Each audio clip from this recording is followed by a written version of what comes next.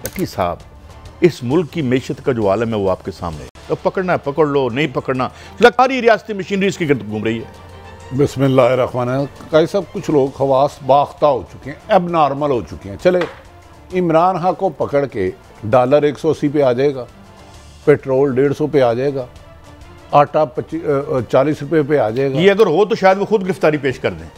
अगर ये गारंटी हुकूमत दे दे, हम उनको कहेंगे कि अल्लाह का वास्ता इस मुल्क के लिए कुर्बानी दे दे। इमरान खान को पकड़ कर सिर्फ और सिर्फ ये जिद अना अपनी कामयाब कराना चाह रहे हैं, क्योंकि इलेक्शन का खौफ ये दीवार पे लिख दिया गया है कि अगला इलेक्शन साफ शफाफ होता है तो इमरान खान कामयाब हैं।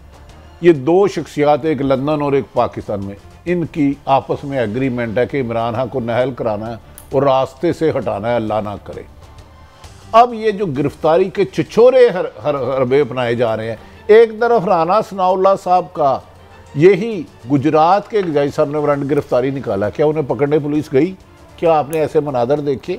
वो यार, आपने इस मुल्क को 10 माह में पाकिस्तान की आखिरी तबाही, माशी तबाही के किनारे खड़ा कर दिया, पाकिस्तान को दुनिया में तनहा कर दिया। गैर ममालिक तो मैं दोस्त ममालिक आपका साथ छोड़ गए। आपका एक इशू है, इमरान खान नाहल हो, इमरान खान गिरफ्तार हो, इमरान खान मार दिया जाए। तो यार क्या कर रहे हो? पाकिस्तान के तुमने पाकिस्तान से वफादारी का ओथ लिया है, इमरान खान का सियासी कद ख़त्म करने का नहीं लिया। इनका हर बात जो इन्होंने इमरान खान के खिलाफ उसको कुचलने के लिए पाकिस्तान तरीके से कहा है, इमरान खान की मकबूलियत में इजाफा हो गया। खुद इनके सर्वे बता रहे हैं कि इमरान खान से 13 जमातें मिलकर मुकाबला कर ही नहीं सकते। एक इंसान, कहते हैं नो, नाना पाटेकर का गाना था, एक इंसान को मच्छर बना देता है, एक मच्छर इंसान को हिजड़ा बना देता है। एक इमरान खान ने 13 जमातें, 40-40, 50-50 साल का तजर्बा और भगोड़े बना दिया। भाग रहे हैं मैदान छोड़ के कि इलेक्शन में ना जाना पड़े। क्या जवाब क्या है कि सिर्फ इलेक्शन में शिकस्त नजर आ रही है।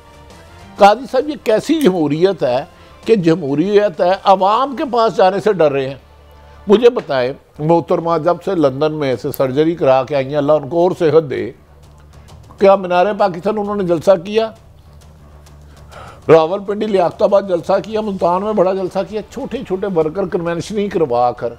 आप समझ रहे हो कि इमरान खान पर साहब अवाम पे कोई किसी का एतमाद नहीं रहा। वो समझते हैं कि इससे ऊपर खेल होना है, अवाम आते जाते रहते हैं इलेक्शन। लेकिन बड़ी साहब, मेरे आपसे खास सवाल पूछना है, गिरफ्तारी का मनसूबा क्या है? कोई गाड़ी भी वहाँ पहुँची है? कोई इस तरह की बातें, जरा अंदर की बात बताएं। काजी साहब, ये मैं आपको being a journalist, Maryam Nawaz और नवाज शरीफ की ख्वाहिश है, उनका दावा है कि हमने कुछ लोगों से वादा लिया हुआ, हलफ लिया, ओथ लिया, कमिटमेंट लिया है कि इलेक्शन से पहले इमरान खान नहल भी होंगे, गिरफ्तार भी होंगे और हो सकता है सियासत में। लेकिन क्या खबरें बाद गश्त आम कर रही हैं, इसका इजहार एज ए पॉलिटिकल फोर्स खत्म हो जाएंगे ये अगर काम होता है तो? सर मेरी अर्ज सुन लेना, जितना ये उसको दबा रहे हैं, मेरी असेसमेंट है, जितना मैं एक रिपोर्टर सर्वे करूं, इतना बढ़ते जा रहे हैं कि इवन के जो कभी दिल्ली दूरस्थ नून लीग के किले होते थे, आज उस्मान डार और ख्वाजा आसफ का आप इलेक्शन कराएं, मिनिमम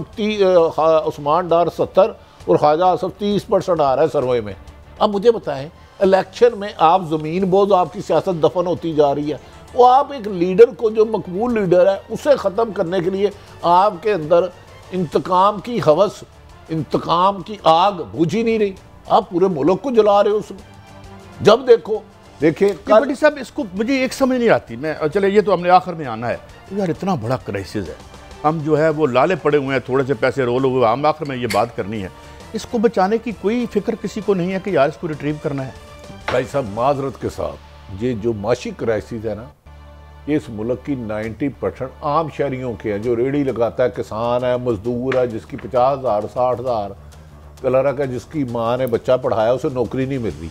ये जो अशराफिया ऊपर एलीट कैप्चर अशराफिया बैठी है, ये तो चाहती है डिफॉल्ट हो। जितना डॉलर बढ़ेगा, इनकी प्रॉपर्टी तो बैरून मुल्क है, इन्होंने तो कोई पता नहीं 2-2 अरब, 10-10 अच्छा, 2 मसले बड़े मुझे खबर दें मुझे। एक तो इमरान खान मसला है, एक मुअज़्ज़ज़ जो रिटायर्ड चीफ जस्टिस है हमारे साकिब निसार साहब, अभी भी प्रेस कॉन्फ्रेंस तार साहब उनके हवाले से कर रहे थे। रिटायर हुए, चले गए, तो ये मसले हैं हमारे। आज मेरी साकिब निसार साहब से तफसीली बात हुई है, तफसीलात। मेरी एक गुजारिश होगी नून लीग की क़यादत से या तमाम, ये साकिब निसार वाला इशू ना छोड़े, इन्हें मुंह छुपाने की जगह नहीं मिलेगी, इन्हें मुंह छुपाने की जगह नहीं मिलेगी।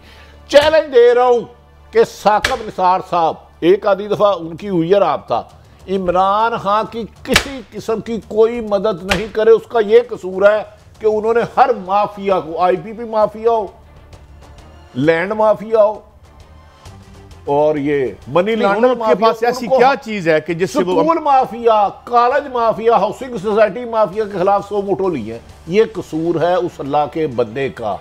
आज भी उनके घर में एक सिपाही खड़ा, काजी साहब, एक सिपाही जिसके पीछे पूरी की पूरी हुकूमत पड़ी, एक कांस्टेबल, और जिस गाड़ी में जाते हैं ना स्वीक या दूसरी, एक ड्राइवर होता है साथ। काजी साहब, आप साकिब निसार का खौफ तुम्हारा, आपने, अल्लाह जनरल नसीब करे, मियाँ शरीफ साहब इस दुनिया में नहीं रहे, काश मरियम नवाज साहबा नवाज शरीफ से फ़ोन करें और कहें कि मियाँ शरीफ साहब साकिब साहब के बारे में क्या कहते थे। अब मैं कुछ चीजें आपको, लेकिन एक बात आप छुपा गए ना कि उनके पास कोई ऐसी चीज है, कोई ऐसे राज है, कोई बात है, कोई 1001 चीज जो लाहौर में रहे। पाकिस्तान के बेहतरीन वकला में साकिब निसार साहब का नाम आता था। हाई कोर्ट में एक कद्दावर शख्सियत थी जो लॉ लॉइंग है, जो कानून को समझते हैं, उनमें इनका नाम आता है।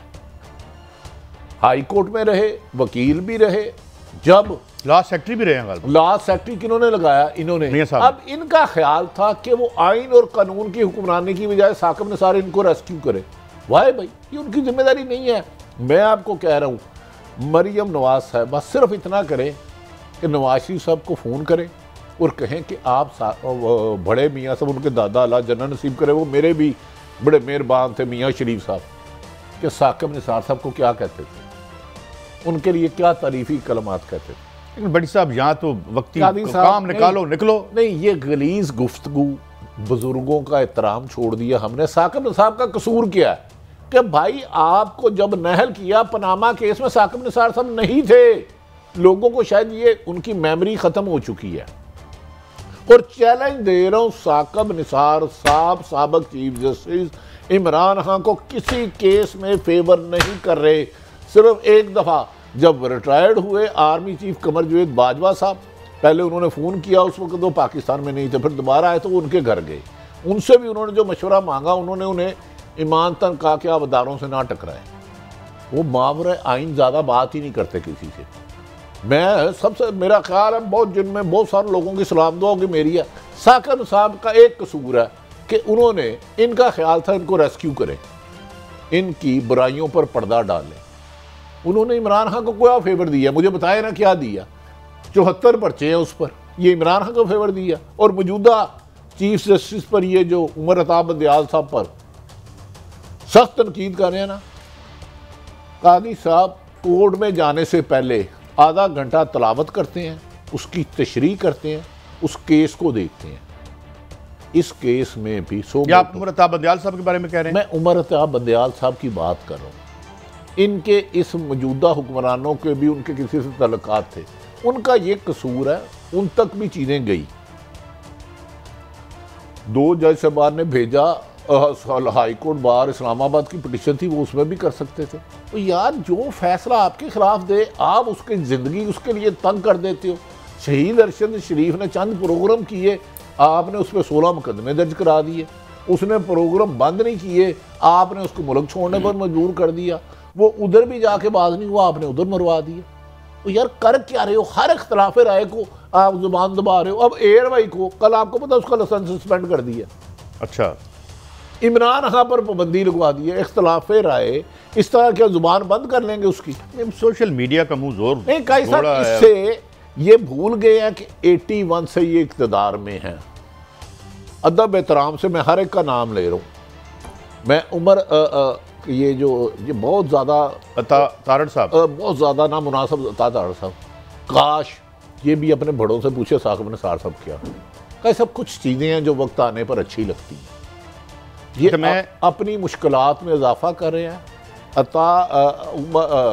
जो साकब निसार साहब ने जब से रिटायरमेंट हुई है किसी केस में इंटरफेरेंस नहीं की। हाँ, लेकिन बहरहाल उन्होंने किसी की हमायत फिर नहीं की होगी, ये जुर्म होगा उनका। हाँ, ये उसको कहा गया रेस्क्यू कराएं। और मैं बता दूं, लेकिन रहने दें, चलें फिर। मैं आपको गुजारिश कर रहा हूं कि खुदा के लिए जो उमर साकब निसार का एक कसूर है, जो सुप्रीम कोर्ट में जाने का तस्वुर नहीं कर सकता था गरीब आदमी, एजुकेशन में, हेल्थ में, कब्जा ग्रुप, मंशा ग्रुप, उन्होंने उनके लिए 100 मोटो लिए।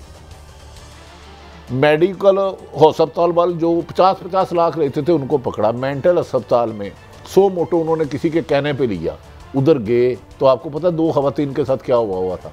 तो यार वो आदमी ने जब आसिया केस दिया तो उन पर पूरी दुनिया का दबाव आया, लेकिन वो एक दिन एंजियोग्राफी हुई, मिलिट्री वो जो हॉस्पिटल है, उन्होंने डॉक्टर ने कहा यार आपने मेरा हैरत कर दिया कि आप फिर इस तरह काम कर रहे हैं।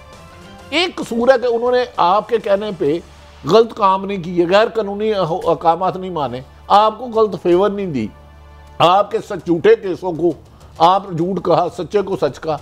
साकब निसार से दुश्मनी क्या कही सब मुझे इन्हें बताया। लॉ सेक्रेटरी तो इन्होंने लगाया था। इसलिए हैरान हूं कि एक रिटायर्ड चीफ जस्टिस हैं, अब क्या लकीर अभी मैं कुछ बोल रहा हूं काजी साहब क्योंकि मैं बंधा हुआ हूं जुबान से, वरना कुछ चीजें इन्हें अपनी लिखाई की तो पहचान होगी ना सारी फैमिली को। चलें, हाथ से लिखी चीजों की तो इन्हें पहचान होगी ना। वो तो एक जो राइटिंग वो तहरीर बोल रही है।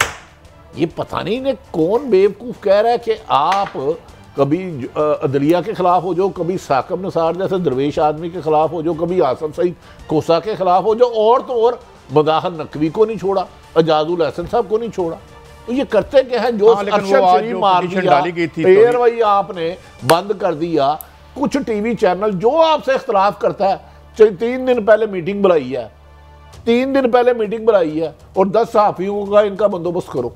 यार जो आप पे से इख्तलाफ करे, आप कहते हैं इनको रास्ते से हटा दो। ओ खुदा बन गए हो, अल्लाह की जमीन पे खुदा बन गए हो। क्या तुम जिंदगी मौत का फैसला करोगे?